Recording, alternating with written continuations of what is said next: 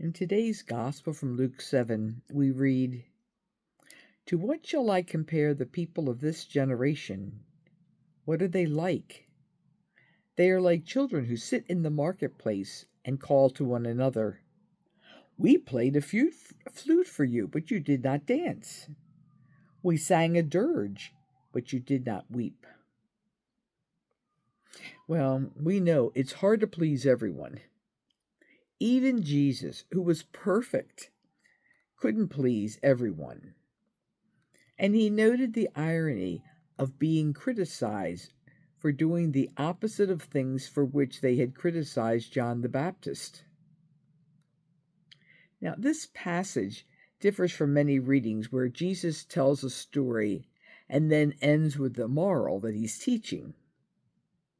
This approach is particularly helpful when the story deals with the difficulty that we're having. Today, however, Jesus leaves us more or less on our own to figure out what to do. I related to the mere fact that, like most of us, he was peeved by unfair criticism. Like us, he was human and responded as such, and would likely understand our annoyance. I especially remember one of those darn critiques where a student complained that I invited students to come or email me for help at any time with no appointment needed. I actually felt noble because it stemmed from trying to take care of the people who were in front of me. As an incentive to take advantage of this offer, I said that students who did so normally raised their grades significantly. Duh.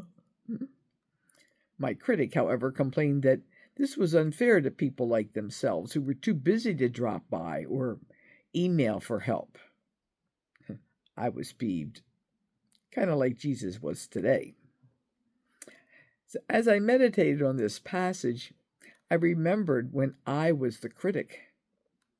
While I almost never criticized my mother, I wasn't thrilled when she forced me to solve intractable geometry problems or rip and redo a badly sewn seam when she taught me how to sew.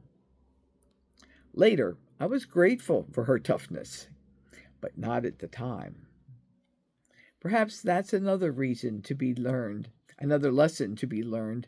in coping with criticism. Today's reading reminds us that while Jesus apparently didn't like unreasonable criticism any more than we do, he lived with it, just as we must as we stumble through life. Jesus understands that most of the time we are doing the best that we can as we stumble through life. Amen.